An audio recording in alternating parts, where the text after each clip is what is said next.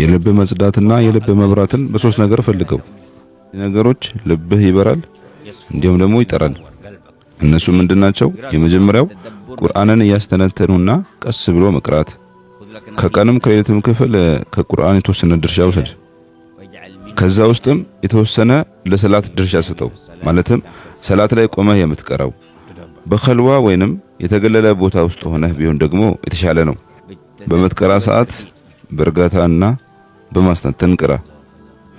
አልኢማም አብዱላህ ቢን ሁሴን ቢን ጣሂር ለእህታቸው ልጅ እንዲህ አሉት፣ ትላንትና በመናሜ የመሲላ ቤቶችን አየኋቸው፣ ያሉበት መንደር ማለት ከፍ ብሎ አየኋቸው። ነገር ግን ያንተን ቤት ከሌሎቹ ከፍ ብሎ አየሁት። ያንተ ክፍልም ከሌሎቹ ክፍሎች ከፍ ብሎ ነበር የሚታየው። እንዲህ የሆነልህ ቤትህ ላይ ምን ሰርተህ ነው? ምንም አልሰራውም። ነገር ግን ስንገነባ መነየት ያለብንን ነገር ከመነየት ውጪ እሱንም እናንተ ያስተማራችሁን ማለት ነው። ከዛ ደግሞ እያንዳንዱ ክፍል ውስጥ የቁርአን ختም አደርጋለሁ፣ ቁርአን አختምበታለሁ በእያንዳንዱ ደረጃ። እንዲሁም የሰላት ختማ ማለትም ሰላት ቆሜ ያختምኩበት ነው እማልፈው በእያንዳንዱ ክፍል በእያንዳንዱ ደረጃ። ያው እኛ ያለንበት ክፍል ደግሞ ብዙ ختም እናደርግነው። በዚህ ምክንያት ነው ቤትህ ከሌሎች ቤቶች ከፍ ብለው የታዩት። ክፍሎችህም ከሌሎች ክፍል ከፍ ያሉት በዚሁ ነው፣ በቁርአን ከፍ አሉ። አንዳንዱ ቤት ይገነባል አመት ሙሉ ግን አንድ ቀን እንኳን ختም ተደርጎበት አያውቅም። አንዳንዱ ቤትማ ጭራሽ ተختሞበት እንኳን አያውቅም። የሙእሚን ቤት እንደዚህ አይደለም።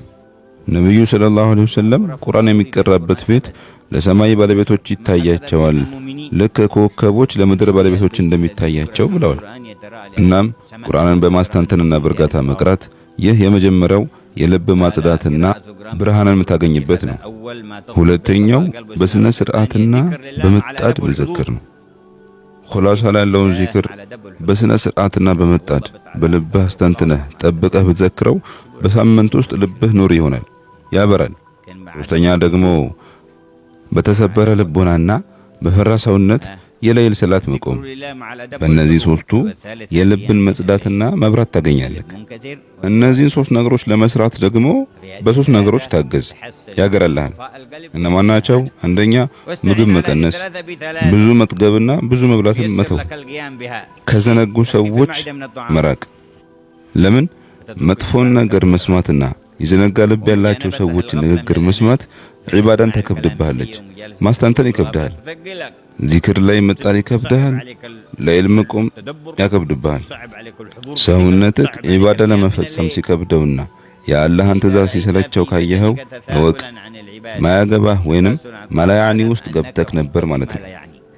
በአላቂዋ ሀገር ከመጠመድ መቆጠብ ማለትም ዱንያ ከማያስፈልጉህ ነገራቶች ወይንም ከማይመለከቱህ ነገራቶች ራስህን ማራቅ። በእነዚህ የቀልብ መጥራትና የልብ መብራትን ታገኛለህ።